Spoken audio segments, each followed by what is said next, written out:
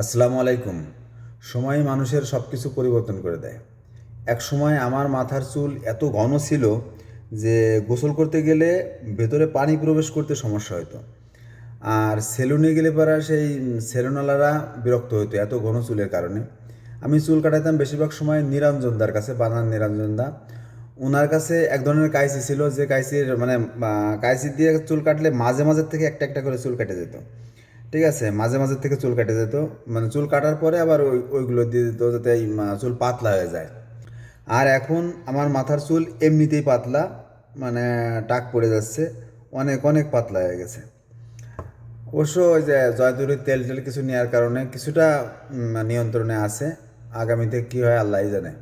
একটা সময় স্বাস্থ্য ভালো করার জন্য, একটু মোটা হওয়ার জন্য চেষ্টা করতাম, ভালো ভালো পুষ্টিকর খাবার বা এই ফ্যাট জাতীয় খাবার খাইতাম, কিন্তু মোটা হইতাম না।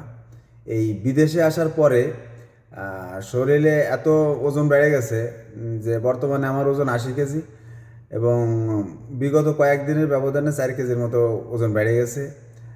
ওজন কমানোর জন্য দেখা যাচ্ছে একবেলা রুটি খাওয়া হয় আমার, তারপরেও কিন্তু ওজন নিয়ন্ত্রণে থাকে না, অনেক সময় বেড়ে যায়। তা একটা সময় দেখা যাচ্ছে যে ওজন মানে বাড়ার জন্য বা শরীর স্বাস্থ্য মোটা হওয়ার জন্য চেষ্টা করতাম, আর এখন চেষ্টা করতেছি ডায়েট কন্ট্রোল করে মানে ওজন কমায় রাখার জন্য। আসলে মানুষ সব কিছুই পরিবর্তনশীল। আসলে মানুষ যখন যেটা চায় সেটা পায় না, কিন্তু যখন যেটা সে আশা করে একটা সময় না একটা সময় সেটা আল্লাহ তরফ থেকে সেটা আল্লাহ পূরণ করে দেয়। ধন্যবাদ সবাইকে।